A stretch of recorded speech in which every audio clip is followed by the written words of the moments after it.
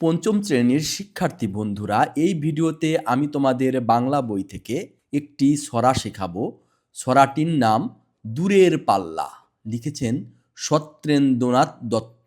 ছিপ খান তিনদার তিনজন মাল্লা, চৌপোর দিনভর দেয় দূর পাল্লা।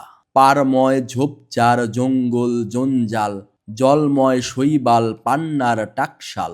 কঞ্চির তীরঘর ওই চর জাগছে, বনহাঁস ডিম তার শ্যাওলায় ঢাকছে। চুপ চুপ ওই ডুব দেয় পান কৌটি, দেয় ডুব টুপ টুপ ঘোমটার বউটি।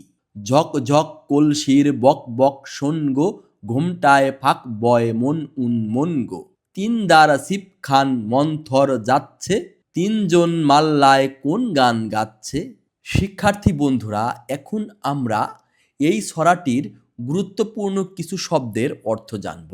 উন্মন অর্থ উদাস, আনমন। চৌপট অর্থ চার প্রহর বা সারাদিন। ছিপ অর্থ সরু নৌকা। জঞ্জাল অর্থ আগাছা। টাকশাল অর্থ টাকা তৈরির কারখানা। তীরঘর অর্থ নদীর তীরের ঘর। দ্বার অর্থ বৈঠা। দিনভর অর্থ সমস্ত দিন। পারময় অর্থ পাড় জুড়ে। পানকৌটি অর্থ পানকৌড়ি পাখি। পান্না অর্থ সবুজ রঙের দামি রত্ন।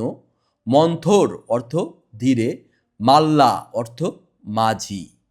শিক্ষার্থী বন্ধুরা, ভিডিওটি কেমন লাগলো? ভিডিওটি ভালো লেগে থাকলে চ্যানেলটি অবশ্যই সাবস্ক্রাইব করবে এবং এরকম আরও ভিডিও পেতে পাশে থাকা বেল বাটনটি ক্লিক করবে।